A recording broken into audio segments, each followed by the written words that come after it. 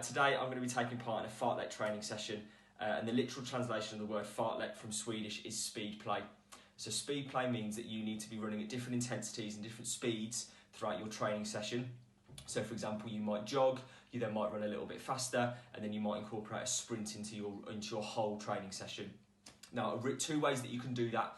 The first way is if you are lucky enough to live near a football pitch or any pitch markings really, you can use those pitch markings to determine when you change your speed.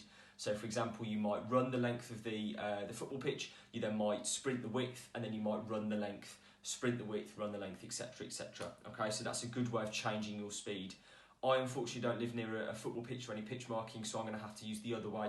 Now the second way is when you just run normally on a pavement and you run a distance that you've mapped out, and you can choose different landmarks or points that you come across in order to change those speeds. So I'm going to use lampposts, I'll use road signs, I'll use fences, I'll use different things in order to change my speed.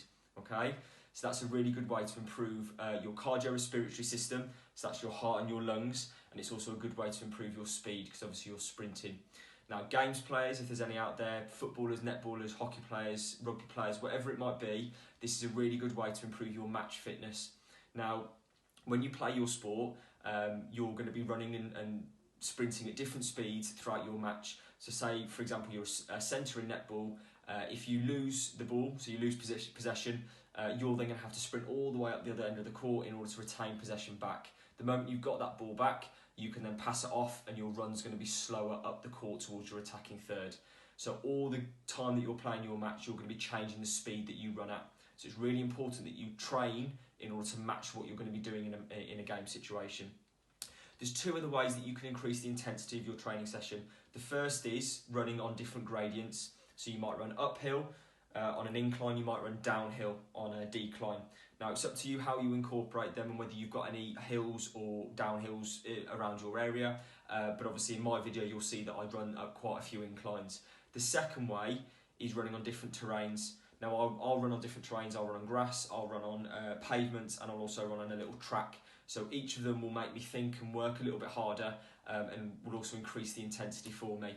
There are two things that I want you to think about before you do your training session. The first is making sure that you warm up and cool down before you take part. So make sure you do a pulse raise and some stretches to make sure that you're nice and warmed up. The second is making sure that you adhere to the 2 metre distance and making sure that you're socially aware of where you're running. Okay, so make sure you have a good training session, keep safe, and I look forward to seeing them. I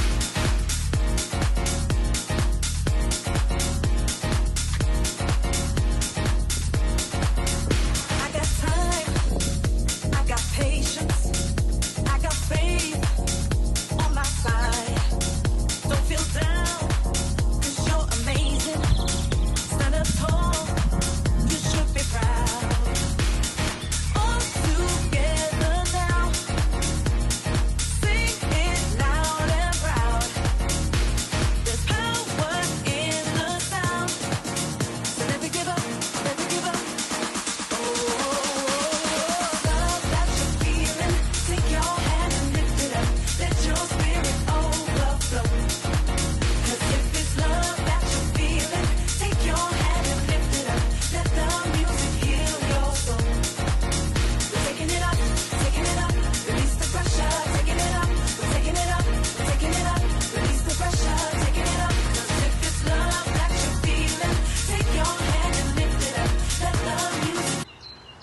Right, so I've just done my 5k. Within that 5k I've included quite a lot. I've run at different gradients, both decline and incline. I've run at different speeds and intensities, and you'll see in the video that I've also run on different terrains, so you can spot them on the different clips that I show you in the video. I can't wait to see yours. Keep safe, and we'll see you soon.